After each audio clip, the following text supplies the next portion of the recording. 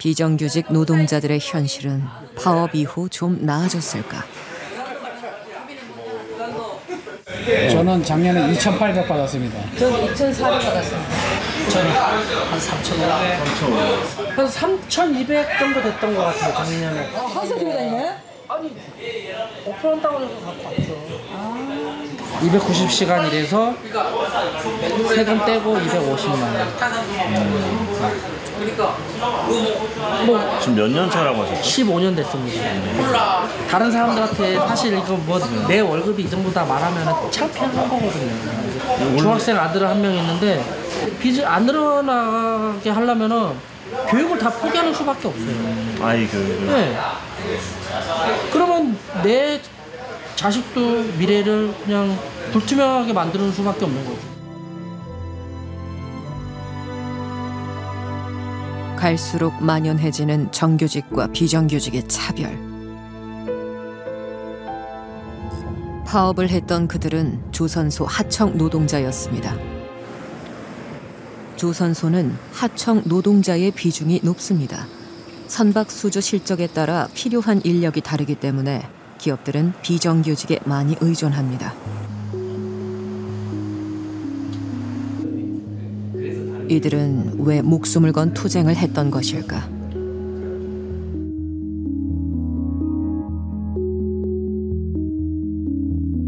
일을 해도 빚이 생기는 이제 상황들을 계속 겪고, 그리고 이제 정규직과 비정규직 간의 격차는 계속해서 벌어지고. 절판을 조립해 만드는 선박에서 가장 중요한 기술은 용접입니다. 옷에 연결된 파이프로 산소를 공급받으며 하는 고난도 작업. 이런 어려운 일 대부분을 하청 노동자들이 맡고 있다고 합니다. 하지만 처우는 열악합니다. 안전용품, 보호구 이런 거를 하청 노동자들은 돈 주고 사야 되고, 당근마켓 같은 데 가서 구매하려고 이제 파는 사람 만나러 갔더니 그 파는 사람 정규직이고. 이런 상황들, 이런 게 진짜 말도 안 되는 거죠.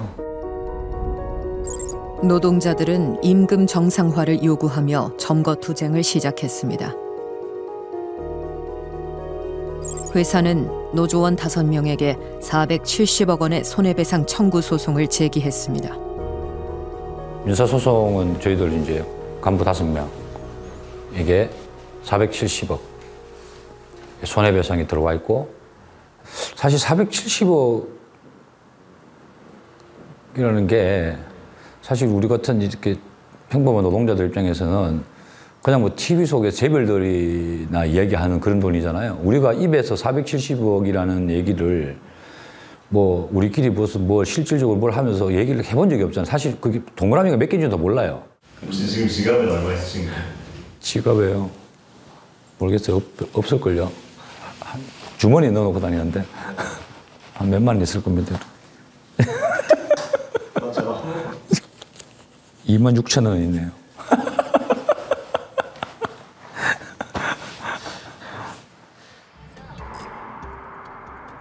구미에 있는 유리 제조업체 아사히 글라스 공장 앞에는 천막을 세워 만든 건물이 있습니다.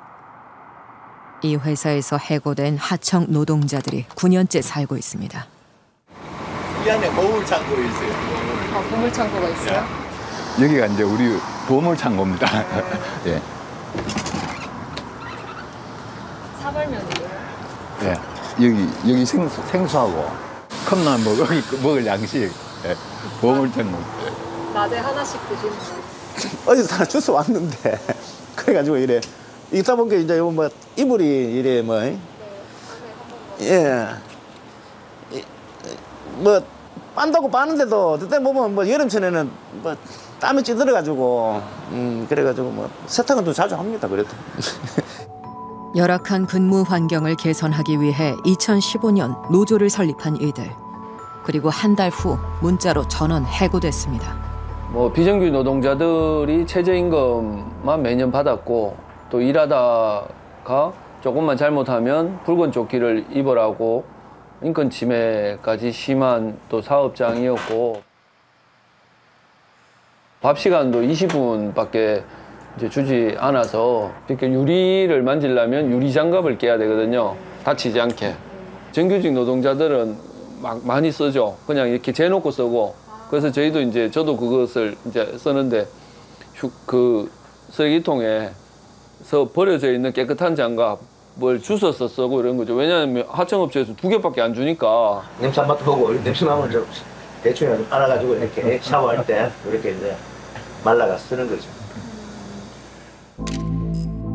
이들 해고에 대한 부당함이 인정되어 정부는 아사히글라스에 직접 고용 명령까지 내렸습니다. 하지만 아사히글라스는 불응했습니다. 노동자들은 레커를 이용해 회사 앞 도로에 항의 표시를 했습니다.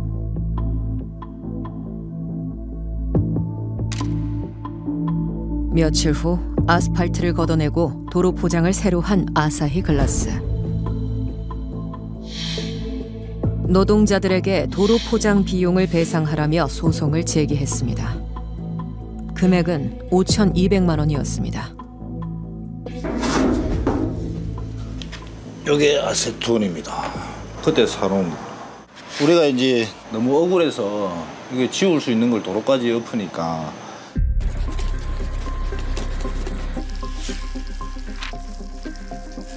레커칠은 시중에 파는 아세톤으로도 지워졌고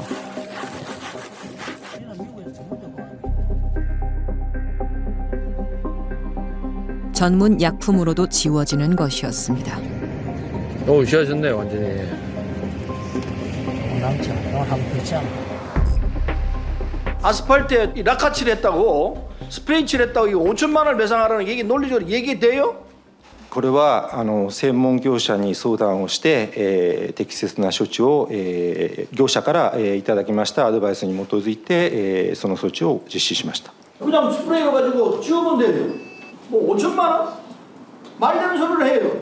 그걸 누가 믿겠어요?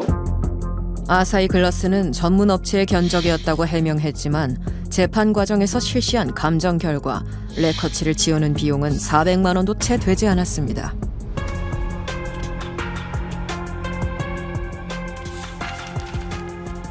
이에 대해 아사히글라스는 부당 해고 사건에 대해선 현재 재판이 진행 중이라 자세한 답변이 어렵다. 법원 감정에 관련해서도 아직 재판에서도 다투는 중이며 손해배상 소송은 취하할 계획이 없다고 밝혔습니다. 안녕하십니까, 유종훈 PD입니다. 3,160억 2,865만 7,053원. 자릿수를 헤아리지 않으면 가늠하기도 힘든 이 천문학적 금액은 파업에 대한 손해를 배상하라며 기업이나 국가기관이 노동자들에게 청구한 돈입니다. 그중엔 무려 220억 원이 넘는 손해배상액을 홀로 떠안게 된 노동자도 있었습니다. 이에 대해 현대자동차는 분쟁 해소와 갈등 예방을 위해 특별 고용 합의를 했고 향후 220억의 실제 집행에 대한 후속 조치는 검토한 바 없다. 그리고 220억이 넘는 손배액을 한 명이 갚을 수 있는지에 대해선 법원의 판단을 존중한다고 알려왔습니다. 기업들은 정말로 이 천문학적인 손배액을 노동자들에게 받을 수 있다고 생각하는 걸까요? 손배와 가압류의 진짜 목적이 따로 있는 건 아닐까요? 정용재, 기아영, 원지영, 새 PD가 추적했습니다. 지난 30년간 기업이나 국가기관이 노동자를 상대로 제기한 손해배상, 가압류 소송 기록입니다. 방대한 자료 속에는 소송이 제기되기까지 회사와 노동자들 사이에 무슨 일이 있었는지 담겨 있습니다. 자기들이 원하지 않는 방식으로 저항을 한다라고 하면 일단 손해배상 가압류를 제도를 활용을 하는 걸 소송부터 걸고 보는 거죠. 근데 그런 사건들이 저희가 판결문을 분석하다 보니까 많았다. 배달 준비를 하는 택배 노동자. 이들은 원청인 물류회사가 아니라 대리점과 계약을 맺고 운송비를 받는 특수고용 노동자입니다. 98년도에 처음에 이제 택배를 시작하게 됐고요. 택배 시작하고 한 6개월은 정말 힘들었어요. 정말 힘들어가지고 6개월 만에 체중이 한 10kg가 빠졌어요. 그러니까 저도 이제 원래 운동선수 출신이라 체력은 누구한테도 이제 지치지 않는다 하면서 지금까지 살아왔던 사람인데, 와, 진짜 처음으로 겪는 진짜 엄청난 육체 노동이었어요. 2020년 기준 주간 평균 노동시간 71.3시간. 하루 평균 배송 물량은 300여 개. 배달 지시를 하는 원청을 위해 일했지만 원청에게 처우 개선을 요구할 권리는 없었습니다.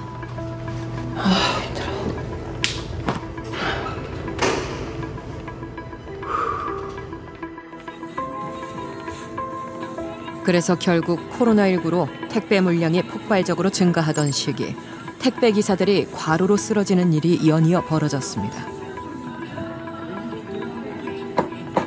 40대 택배 노동자가 뇌출혈로 쓰러져 의식을 회복하지 못하고 있는 가운데 택배 노동자가 또 숨졌습니다. 새벽 5시에 집에 간다며 높은 업무 강도를 호소하는 내용이 담겨 있었습니다. 원청 물류회사 대표가 직접 사과하고 대책 마련에 나섰습니다. 원청이 움직이자 문제가 빠르게 개선됐습니다. 심야 배송 제한, 작업시간 조정 등 실질적 대안이 나왔습니다.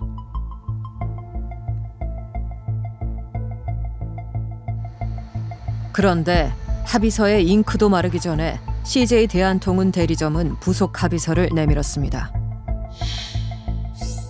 당일 배송이 핵심이었습니다. 당일 배송이라는 거는 실적으로 저희들이 물량이 몇 개가 되든 다 전체를 배송 어떻게든 해야 된다. 이렇게 의무화돼 버리면 사실상 다시 과거로 회귀하는 거 아니냐. 택배 노동자들은 원청에 대화를 요구했습니다. 하지만 회사는 사용자가 아니라며 대화를 거부했습니다. 어떤 문제가 생겼을 때 어쨌든 뭔가 문제 해결의 시초는 대화인 거잖아요. 근데 얼굴 한번 못 보니까 우리 좀 만나서 좀 대화 좀 해보자. 뭐 택배 현장에 여러 가지 문제들이 많은데 어쨌든 이 문제를 해결하려면 만나야 하는 거 아니냐. 만나야 뭔가 돌파구가 생길 거 아니냐. 교섭 거부는 부당 노동 행위라는 중노위 판단에도 묵묵부답이었던 회사. 택배 노동자들은 합의 이행을 요구하며 19일간 본사 점거 농성을 벌였습니다. 회사는 불법 파업을 주장하며 20억 원의 손해배상 청구 소송을 제기했습니다. 이런 과정은 다른 손배 가압류 사건의 판결문에서도 발견됩니다. 대부분의 원인은 교섭 거부. 법원도 책임이 기업에게 있다고 명시하고 있습니다.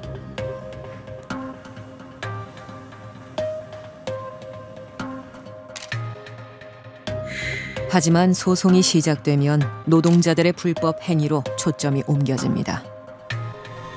손배가압류는 사측의 불법을 지우는 지우개다.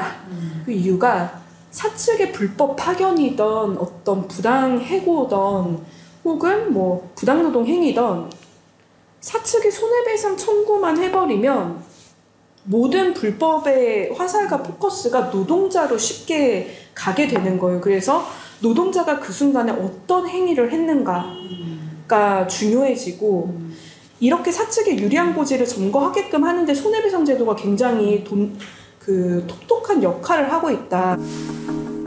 화살이 노동자들을 향하고 파업에 대한 여론은 안 좋아집니다.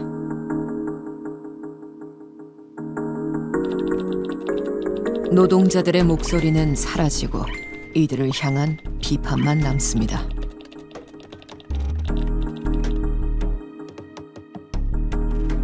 만나는 분들마다 악플 읽기를 하고 있어요.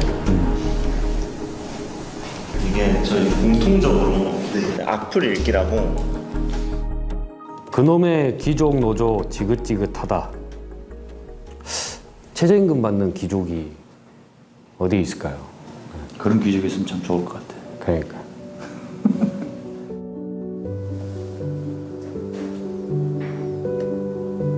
노조 때문에라도 CJ는 이제 걸러야 할 듯. 그냥 다 계약 해지하고 손배소 걸지. 왜 중단하냐? 양아치 노조가 결국은 지들 망하고 기업 망하고 나라까지 망하게 한다.